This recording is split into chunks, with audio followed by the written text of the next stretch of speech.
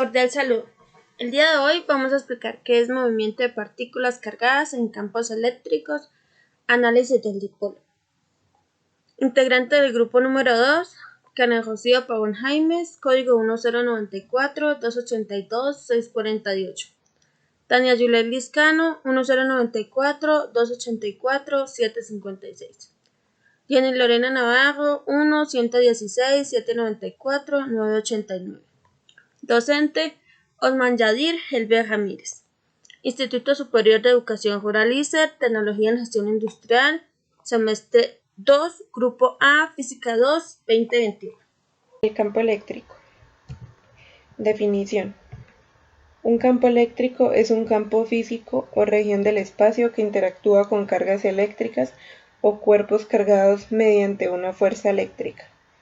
Es decir, es una de las fuerzas fundamentales de la naturaleza, la cual se da entre partículas con carga. Dicho en términos físicos, un campo eléctrico es un campo vectorial en el cual una carga eléctrica determinada sufre los efectos de una fuerza eléctrica. Este, a su vez, se representa con la letra E mayúscula y el signo vectorial sobre ella. Historia. El concepto de campo eléctrico fue propuesto por primera vez por Michel Faraday, surgido de la necesidad de explicar la acción de fuerzas eléctricas a distancia.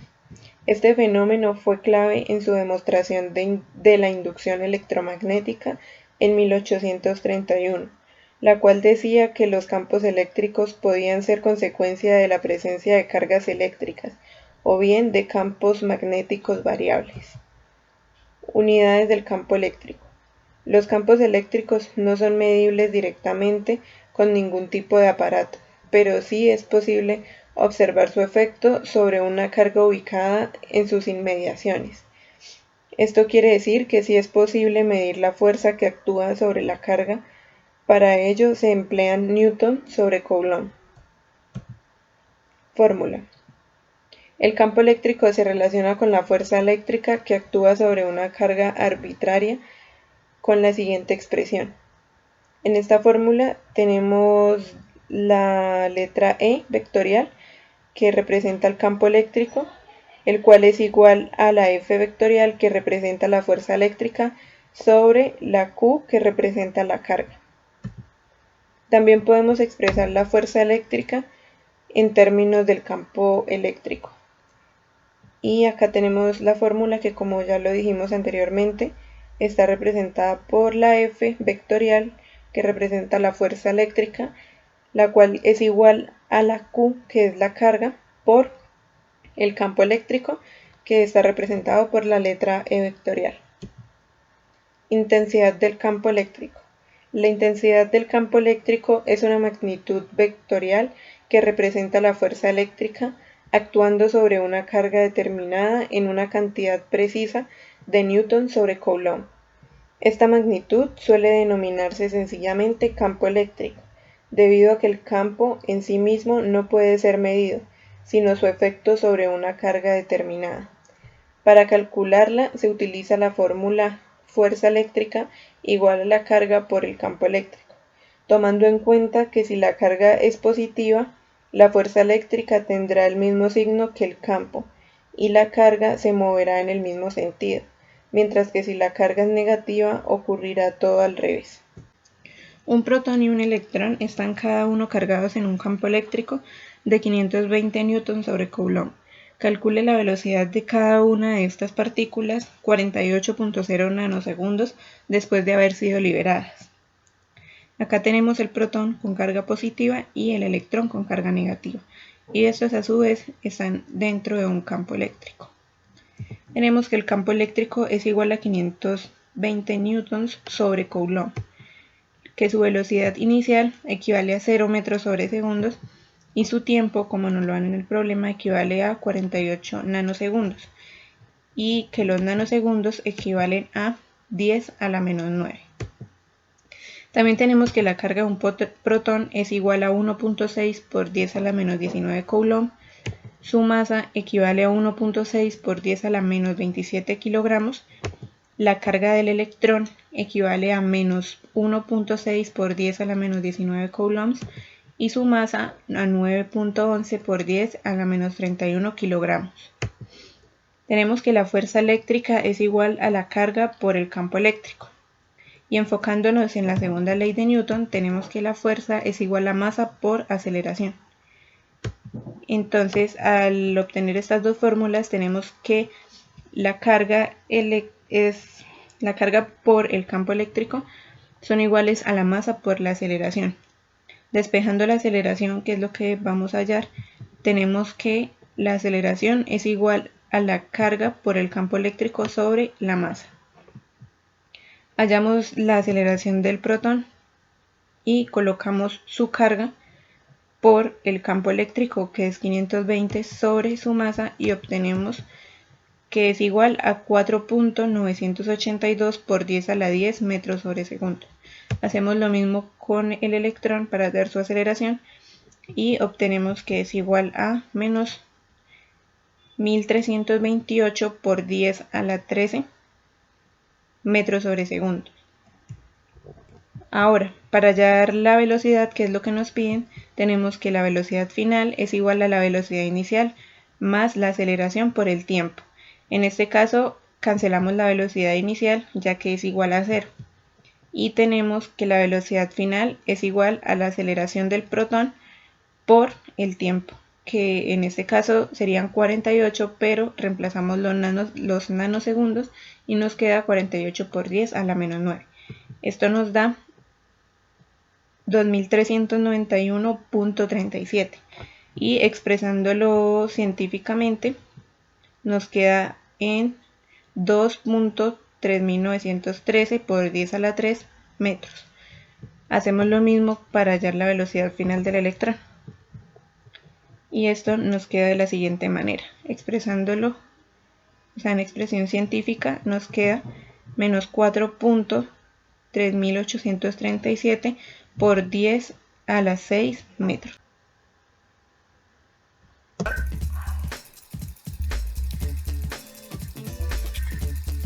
Ese es el comportamiento de un motor eléctrico.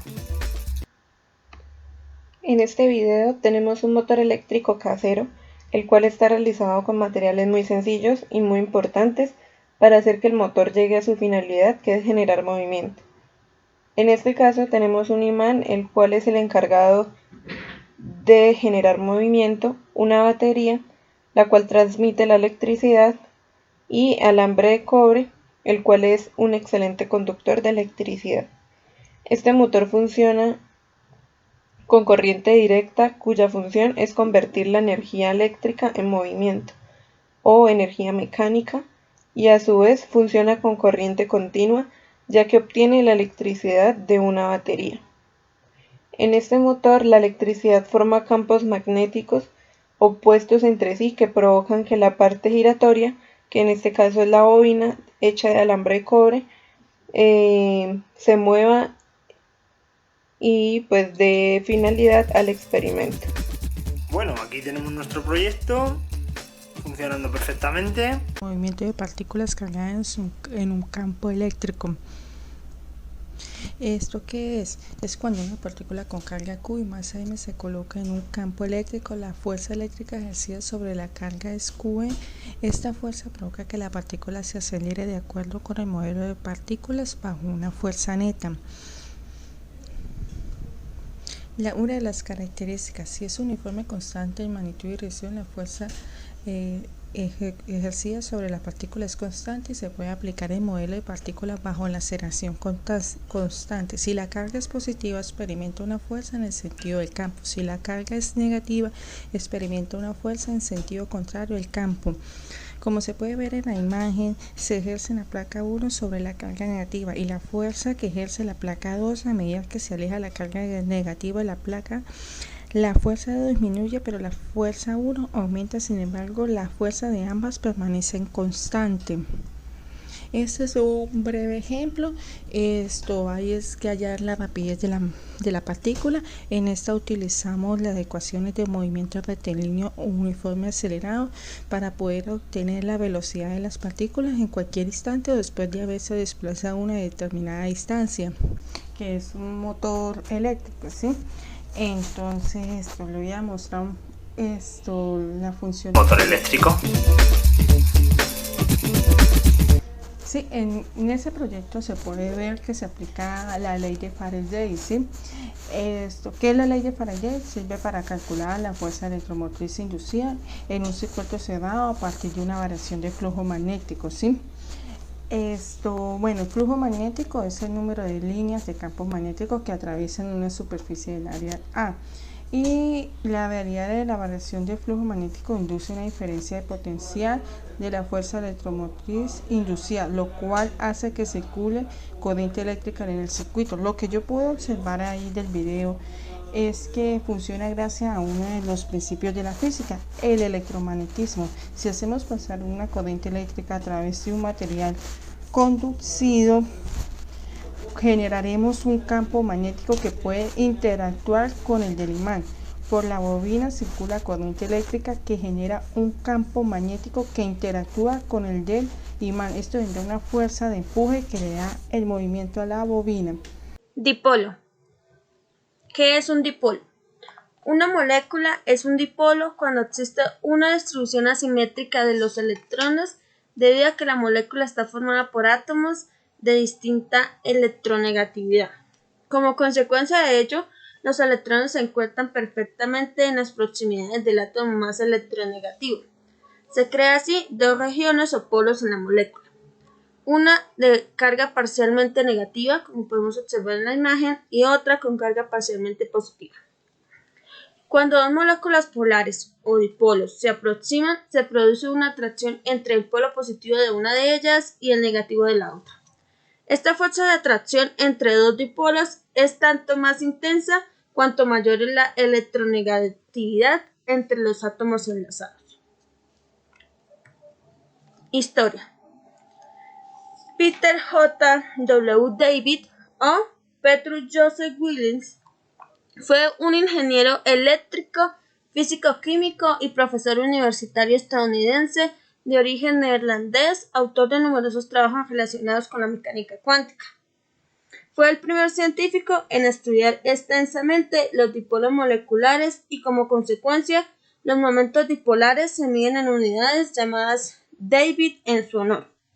En 1936 ganó el Premio Nobel de Química por su contribución al conocimiento de las estructuras moleculares. Los dipolos se dividen en dos tipos de dipolos. Un dipolo eléctrico que se ocupa de la separación de las cargas positivas y negativas que se encuentran en cualquier sistema electromagnético, y un dipolo magnético que es la circulación cerrada de un sistema de corriente eléctrica.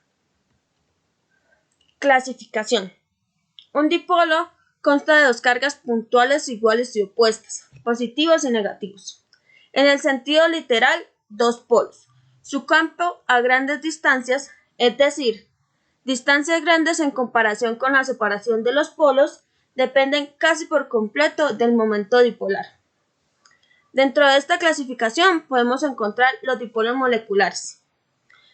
Muchas moléculas tienen tales momentos dipolares debido a distribuciones no uniformes de cargas positivas y negativas en los diversos átomos. Tal es el caso de compuestos polares como el fluoruro de hidrógeno, donde la densidad de electrones se comparte de manera desigual en los átomos. Por tanto, el dipolo de una molécula es un dipolo eléctrico con un campo eléctrico inherente que no debe confundirse con un dipolo magnético que genera un campo magnético. Dentro de los dipolos moleculares podemos encontrar que estos se dividen en tres: dipolos permanentes, instantáneos e inducidos. Como segundo punto en la clasificación podemos encontrar los dipolos anatómicos. Estos son los átomos no generados. Puede tener solo un dipolo permanente, que sería 0. Este hecho se deriva de la mecánica cuántica y la simétrica de inversión de los átomos. El torque de un dipolo. Dado que la dirección de un campo se define como la dirección de la fuerza sobre una carga positiva, las líneas del campo eléctrico apuntan en dirección opuesta a una carga positiva y hacia una carga negativa. Radiación del dipolo.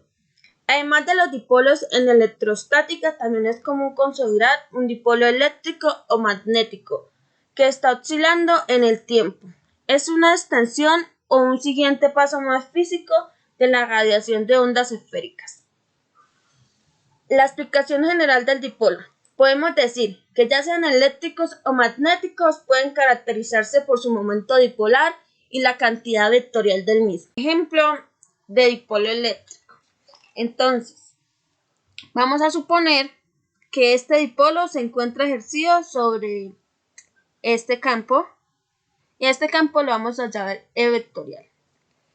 Este dipolo se encuentra inclinado en un ángulo de θ con respecto a ese campo.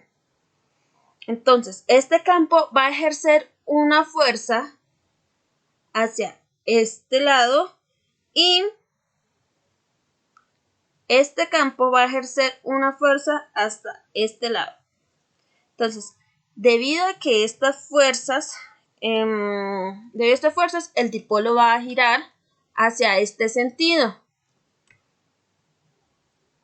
Entonces, estas fuerzas las podemos descomponer en dos partes. Antes de eso, tengamos en cuenta que este va a ser el eje central donde van a girar los dipolos.